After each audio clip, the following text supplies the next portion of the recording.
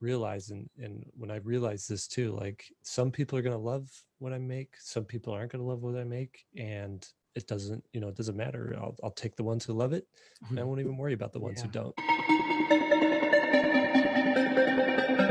Namaste everyone. My name is Akash Tiwari. I'm Jake Parker. I am an illustrator. I've drawn comic books, children's books. I worked in animation for several years, and I currently live in Arizona with my family, working out of my home as an independent artist, taking on projects, making my own projects, and doing things like Inktober, doing things like children's books, some concept art for video games, for animation, things like that. And that's how I stay busy. This is one common question which we ask to every artist, sports person, whoever comes, businessman, whoever comes to our podcast. Like, as an artist, how do you earn? So it's kind of a diverse income. There's no one revenue stream. There's a lot of projects where I take them on because they're going to have a what's the word for it? It's like making money when you don't have to work for it all the time. Yeah, man, I just dropped that word from my vocabulary. Anyways, so there's publishing where I do children's books, and I'll get paid up front for children's book, but then I also make royalties on books sold. I started an online illustration school with a couple other artists, and people subscribe to get online basically tutorials, videos, things like that to learn how to illustrate. I launch Kickstarters. Typically, I'll launch a Kickstarter to get a book published or printed, self-published, and then I'll put that in my online shop and keep feeding my online shop with other things like prints and stickers and things like that. So the shop's always kind of selling stuff. And then I'll do freelance work. I'll take on a concept art job here and there. And really between all that, I'm able to stay afloat. You've been talking a lot about creative bank account. Okay. Mm-hmm. So I just want to ask you, suppose if there are two bank accounts, one bank account is the money, which we all need. Mm-hmm. And then the second thing is creative bank account. Mm-hmm. How can you grow both of the bank accounts simultaneously? Both of them together? Yeah. Let me talk about the creative bank account for a minute here. So there's a thing I call it creative capital. And what that is it's ideas. It's things that you put together in a way that other people may not have seen. It's whatever your creativity can bring to the world, right? And in order to create these things, you need to continue to fill your mind with ideas and expose yourself to concepts. And what I call it is there's basically two kinds of things that you can really fill your mind with these things. It's direct experiences and indirect experiences. And it's through these experiences, a direct experience is going and visiting a place. It could be the other side of your city. It could be a different country. Going to, a museum, something like that, where you're exposing yourself to all these other creations or artifacts or things like that. And then indirect experiences are when you consume media. You're basically watching the experiences of others or a filtered experience. And all of these things, what they end up becoming are these little dots in your mind. You went and saw a movie, there's a dot, and you saw like an interesting character in there, and that's a dot. You went to a museum and you saw this strange artifact that was, uncovered 50 years ago, but it was, created 2,000 years ago. That's another dot. You'll watch this podcast and that's a dot. Right, exactly. That's how I plug in my thing. Yep. And then what happens is your job then is to connect these dots and create something new. And those dots I call are creative capital, and you store them in your creative bank account, and you should always be adding things to your creative bank account. And then when it's time to create something, to actually make something, you reach in to that account, you make a withdrawal from all these experiences that you collected, and hopefully you combine things in a way that are new and exciting and haven't been seen before, and you make something new. And the more creative you are, I think I want to say the more success as a creative person comes from that. The more you're able to connect these dots in ways that people don't expect and are kind of engaged and delighted by, I think the more success you have. And if you're able to take those ideas and monetize them in a way, then you're going to also be making money off of those things. Yeah. I think though sometimes people try to combine the two, and they try to. I worry though sometimes that there could be a problem where They won't align with each other. they don't align, and sometimes it might be better to do your thing, do whatever you got to do to make money, but then leave creativity to itself to be its thing.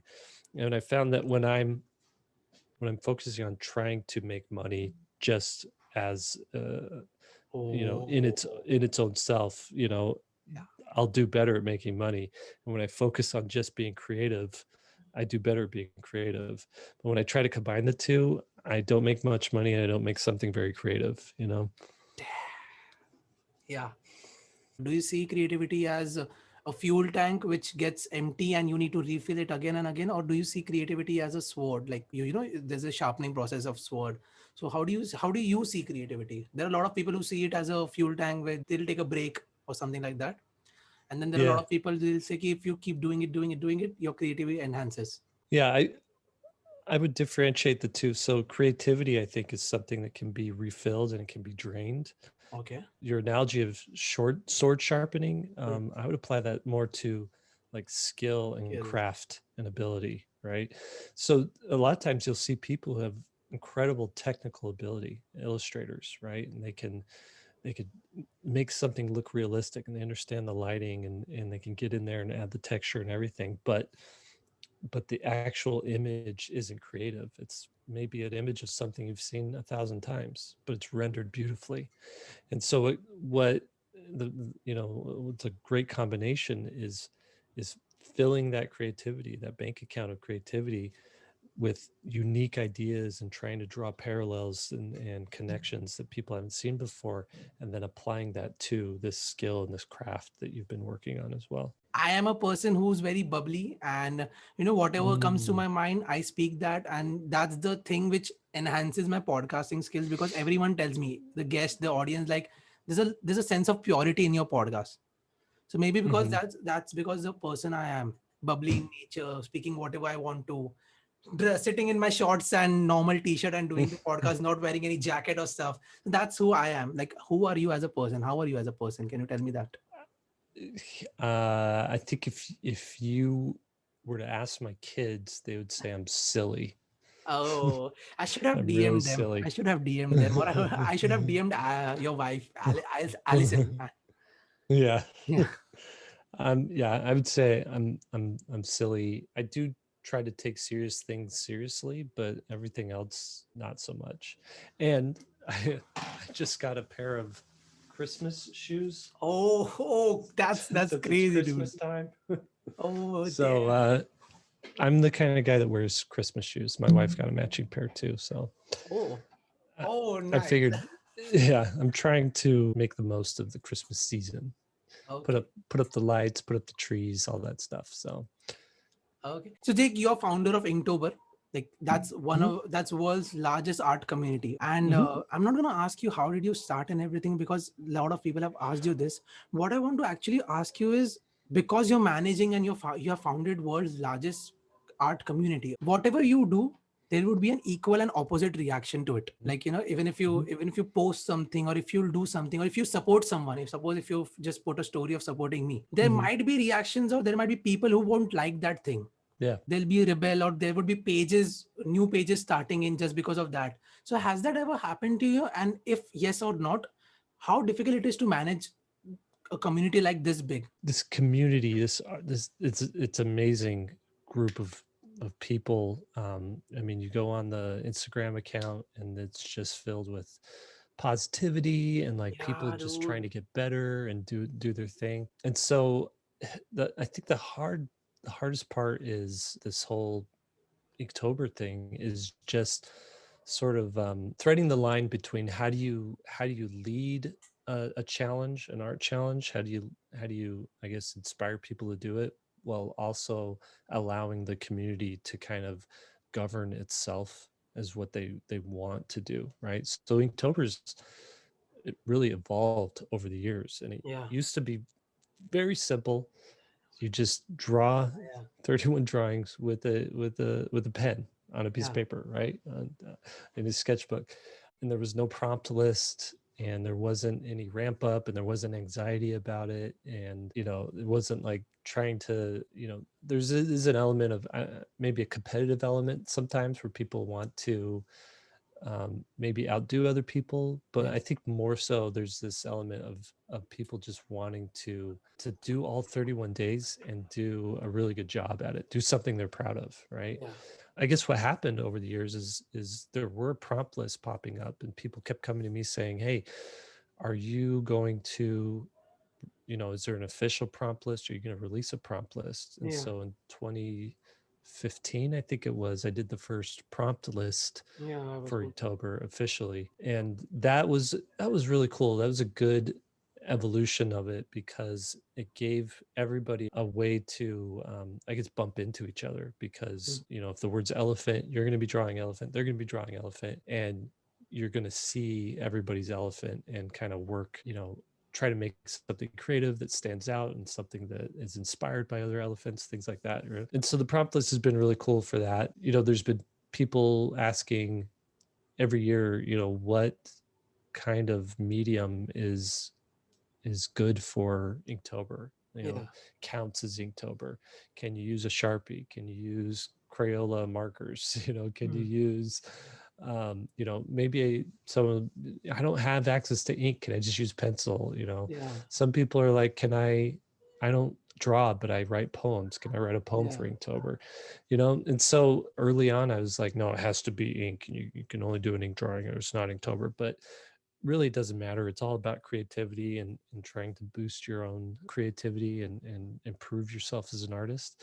And so I've just kind of like rolled with it. Like, oh, the community wants to do digital, let them do digital. Like, it's not even me to say who can do what or whatnot. It's not a contest. Nobody wins Inktober. It's just people participating and creating drawings and being creative. And so that's really going back to the beginning of the answer. It's finding this balance between leading the group, but also letting the group kind of point the direction of where they want things to go. Why I was asking you this is because there might be some moments where it might have been difficult for you, because there was this one thing where when you registered Inktober, people were typing in that I got notice from Inktober because there was some miscommunication between you and your lawyer and stuff.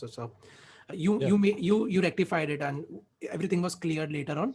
But you know, that one small action also, it was like a viral thing. People were making videos about it. There was a huge there was this sudden panic, okay, just with one decision of yours.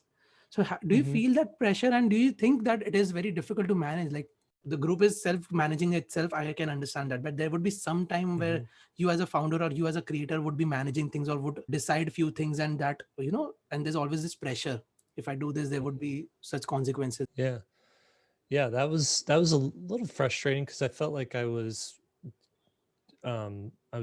doing something well within my rights. Like, I designed a logo, and then I saw people using that logo, you know, putting it on t-shirts, putting it on mugs, things like that. And I trademarked, I mean, we could go through the nuts and bolts of trademarking. Yeah, I know. Essentially, if you use something publicly in commerce and you're the first to do it, then essentially it is trademarked to you. That's in US law. I don't know what it is international. So when I registered the trademark, it was a way to take something that was unofficial and make it like officially, you know, trademarked. So initially, when you just, anytime an artist creates a piece of artwork or creates a logo and posts it online and says, here's something I made, it's in a sense, you know, a trademark. It's saying, this is something that I made. I'm planting a flag here as this, and it can always be pointed. You can always point people back and say, look, here's the thing that I created. I was the first to create this thing and use this thing. Then when you go and register it, then you have an ability to, I guess, enforce that trademark, right? So if someone is using the trademark for things that I wasn't wanting it to be used for, I could, you know, legally say, hey, stop, you can't do that, right? And that's essentially what it was. Like, I the intention wasn't ever to say people can't sell their artwork or they can't sell their Inktober books or things like that, books collecting all their Inktober artwork. The intention was just to make sure that what was created by the Inktober, I guess, brand. Yeah. I don't really like that word, but I don't know what else to call it. What's created by the Inktober brand is separated from what's created by an artist who does Inktober, Yeah. you know? Yeah. And so it was just able to draw a line basically that says, okay, anything that has a logo on it is something that comes from me who created Inktober. Anything that doesn't have a logo on it is, owned by the person who created it. Yeah. Right. Perfect. After looking at that situation, I was like, damn, there would be so much of pressure on you for any decision you make regarding Inktober or anything. Like, and you have to live with that thing. Yeah, there's some pressure there. And again, I don't know what else, how else to, I mean, I don't worry about it too much, but I am cautious, I guess. Like, I got to be careful what I post online or what I email out to people, and make sure that I really know what I'm doing, because as soon as you get sloppy or lazy, things like, bad stuff happens, right? Yeah. Jake, whatever I'm going to ask you, people are just going to skip to it and they're going to come to this part. This thing is like burning right now.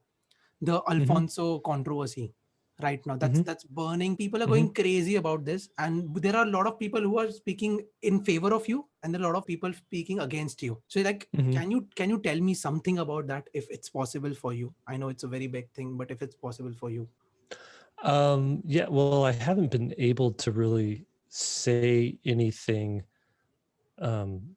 because, well, it's a complicated situation because there's three parties involved, right? So there's the accuser, there's me, the creator, and then there's the publisher, right? And I'm contractually obligated to the publisher to kind of do what is under our contract, and also not do anything that jeopardizes that relationship. And my publisher specifically, asked, hey, don't say anything, don't make any public statement, just, we'll handle this, right? And because I'm under, I'm in a relationship with them, is why I haven't made my own video saying, here's what really happened. Because last time it happened and you were quick enough to respond, Kido, guys, these are the problems. But this time it's been more than a month and there wasn't any response. And I was like, dude, I'm lucky, man. I'm the first one to do a podcast with him after this controversy. Okay, you can't speak anything, but I'm sure it has been troubling you a lot, right? There's something stuck in your mind, because I can feel that vibe. There's something troubling you. Yeah. And at some point I will be able to speak about it, and I'll have, I'll speak my piece or explain the situation better. But I don't feel comfortable doing that just now, because we're still dealing with it. We're still working it out, all the three different parties. So yeah, I can understand that. No problem. I can understand that. Okay, but Jake, this is my so coming to better part of life. This is my personal problem. There's this wild, crazy imaginations and ideas we have in our life. Whatever we do, suppose if I'm talking to you, there are a lot of questions in my mind. But once I start talking to you, and when I start asking you those questions, there's a lot of processing happens, and maybe that question hasn't come out that way. Same goes in your art as well. Whatever you might have thought about it while you were executing it, whatever you thought, there's something else which has happened in a bad way. In Hindi, we say khichdi ban gaya. So has it ever happened to you? And what are the things you should do so that you can be close to your vision and imagination? Stop losing that bits and parts while the processing is happening. I don't know. Anytime I'm working on a project, I always try to go from low resolution to high resolution, right? So the low resolution version is, what is it in its most basic form, and if I can, define it at that level, define what it is at the, describe it in one word or one sentence, that is sort of like my guiding light through the project, whether it's a drawing or whether it's a full-on graphic novel, right? 100 and some odd pages, characters and stories. And so if I can stay true to that low resolution version of it and let all of the higher definition detail, everything go back to, or I guess support and reference and hold up that initial idea, then I don't lose my way and I don't make something that, goes off the rails and I lose it. And that goes again, like, even if I'm just sketching, if it looks good in a loose sketch, then I know it's going to work finished. But if that loose sketch, it's not working there, no amount of detail is going to, going to fix it. You have given a lot of interviews, you have done a lot of podcasts. I'm not the first one asking you for these things, but there might be something which pops in your head that maybe this guy should have asked this question, or maybe actually want to speak about this thing, but no one has ever asked me regarding this. So if I ask you as a person, when you were setting up this camera, this mic and everything, one thought might have popped up ki yaar, this guy is from India, maybe this is something different. Maybe if he asked this question, it would be great. Yeah, that's a good question. I always like being asked, what gets me up in the morning, like what keeps me interested and engaged. And I guess to answer my own question here, I like making things. Yeah. I do. And if I get caught up into doing too much administrative stuff, which has to be done, and I try not to neglect it, emails and contracts and phone calls and meetings and all that stuff, I do partition out part of my day for that. But if my day is too much of that and not of creating, then I lose motivation.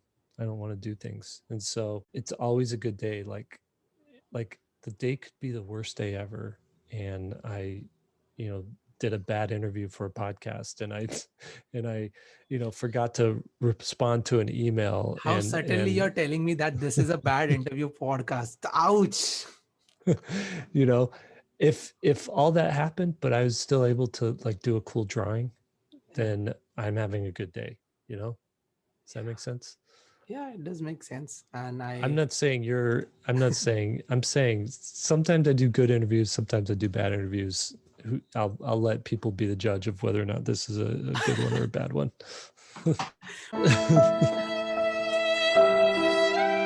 There are a lot of things which we do subconsciously, consciously, okay, every day. So tell me one thing which you do every day that has helped you grow your art subconsciously, because these are the things which people will do it subconsciously, and maybe that can enhance their art, creativity, or anything in their life as well. So what is that one thing which you do that has enhanced your art subconsciously? Maybe it can be watching content, maybe it can be talking to people, anything. Yeah, I think something that's a good question. Whoa! Getting on the A game, getting on the A game. I see the problem with the subconscious is you're not aware of it. You're not conscious of it. So I don't know if what I'm doing subconsciously, there's things I consciously do, and that I'm very aware of that I do. And when one of those things is like, I just try to move the needle every day on something, just a little bit. A month can go by and you may not feel like you've accomplished anything. This is for me because there's like nothing measurable that I can like look at. But maybe a year goes by and I'm just doing these little things, and I look at the end of the year and realize, whoa, I did all these drawings that can now be put in a book. I did all this work on my website, and now my website's, just refined, even though I sit down and work on it for 5 minutes and then leave it alone and come back in 5 minutes. So it's kind of like, I guess the one thing I consciously do is like, I don't go to bed at night without having moved forward on some project, done something that doesn't have to be redone, the next day.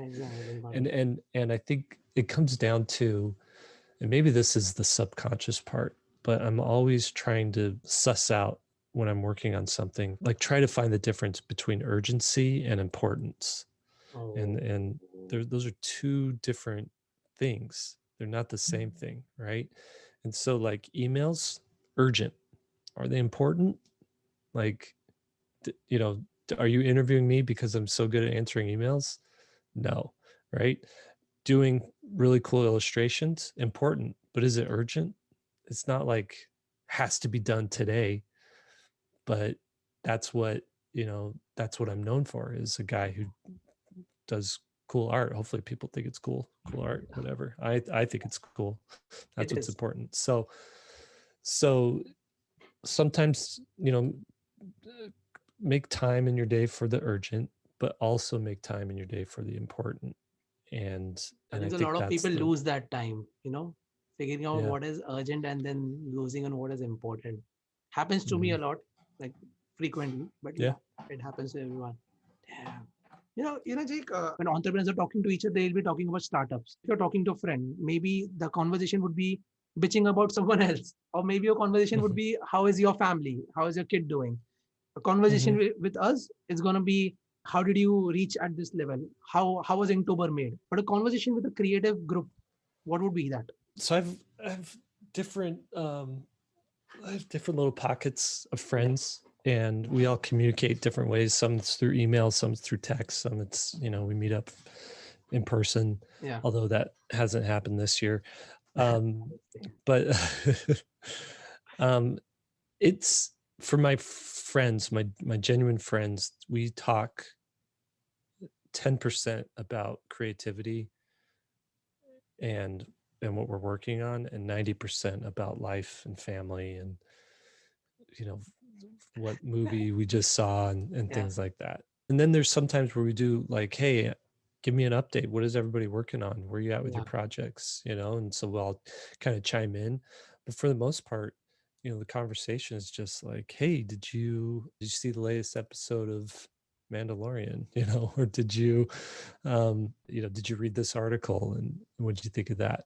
So Okay, and what about like creative people, professionals? If you're having a conversation, normal coffee conversation or anything, so what kind of conversation you have there? A lot of times it's either how are you getting better at certain skills, like what are you doing to improve your craft, to master your craft.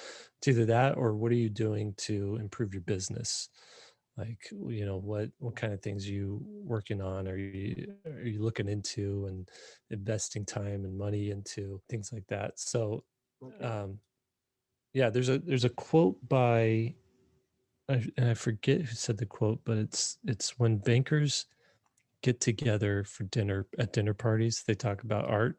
Yeah, that was I was talking about. Damn, I forgot about it. That's time I'm fumbling. Yeah. Yep. And when artists get together at a dinner party, they talk about business, right?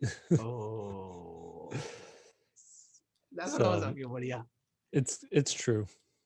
It's Okay. true, at least in my world.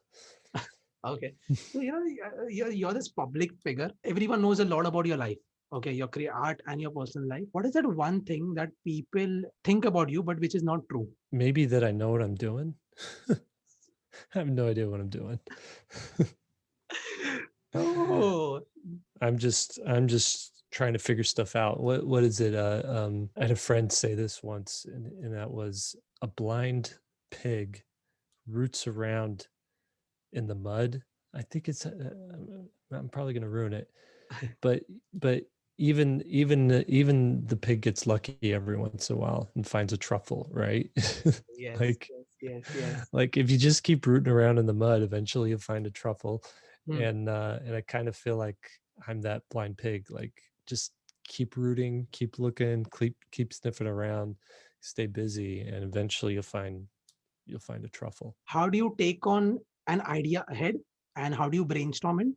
And the second one is, there are very few artists who complete things, very few artists who complete a particular project. A lot of it is, it's incomplete. What's your take on that? Because you are one of those person who say finished things are better than perfect. I think the problem with not finishing things is people biting off more than they can chew.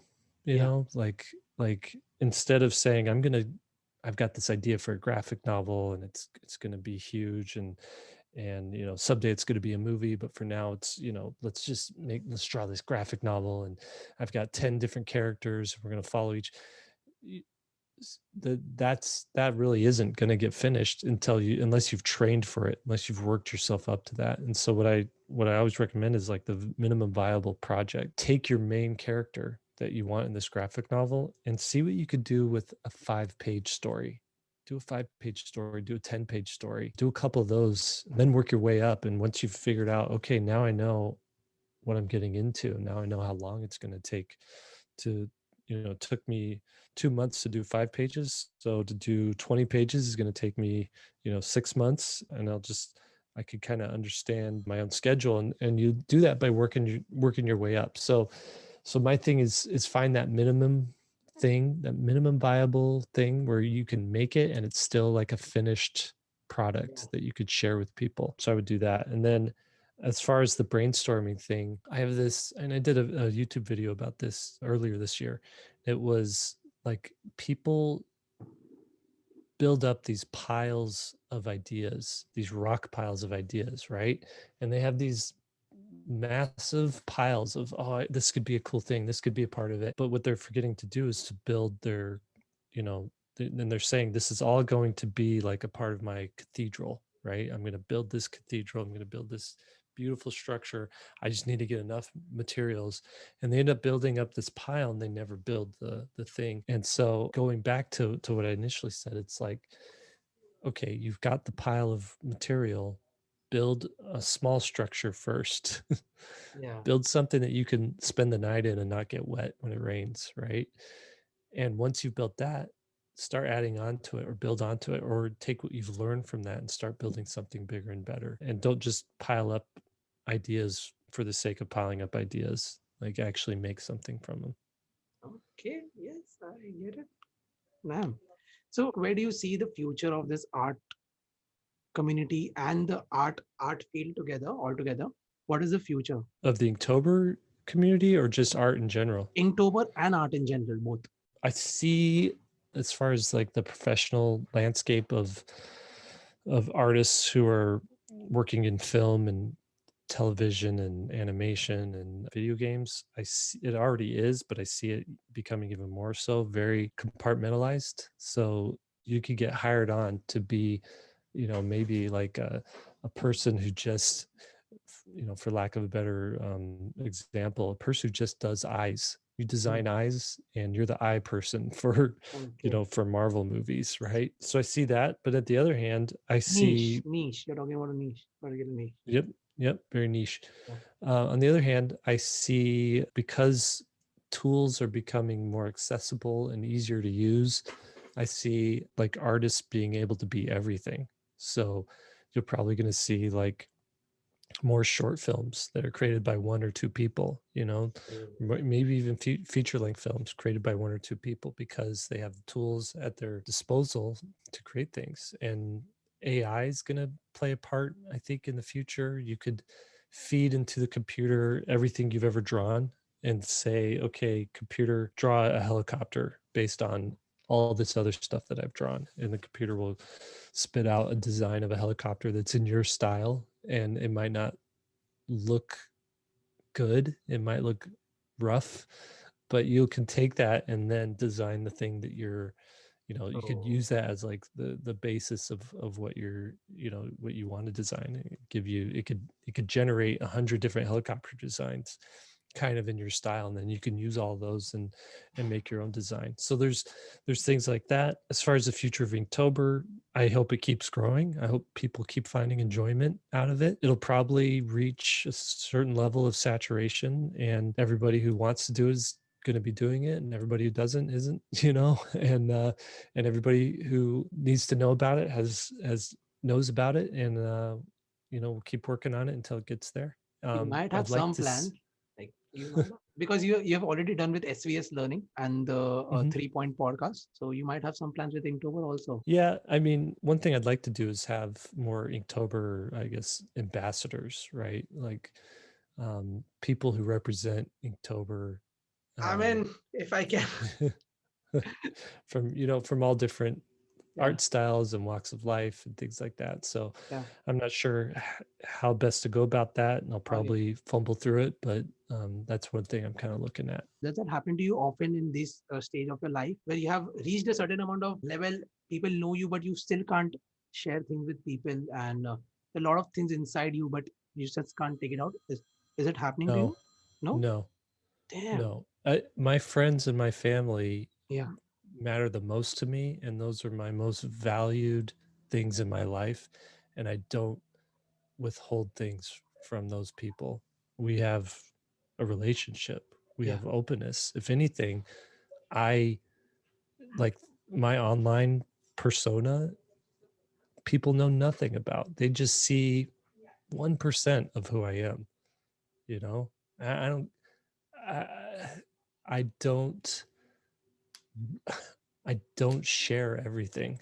I share hardly anything, and I don't want people to know everything online. You know, I'm really trying to live in the moment and live, trying to foster these relationships and give them the attention and the love that they deserve and the importance that they need in my life.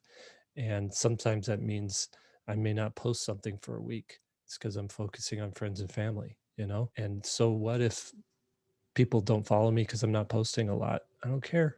If someone's not going to follow me because if I haven't posted in a week or a month, I didn't need them as a follower in the first place, you know? Like they can find someone who fills their needs of content, right? But I'm going to post when it works for me and then when it doesn't interfere with the relationships that really matter.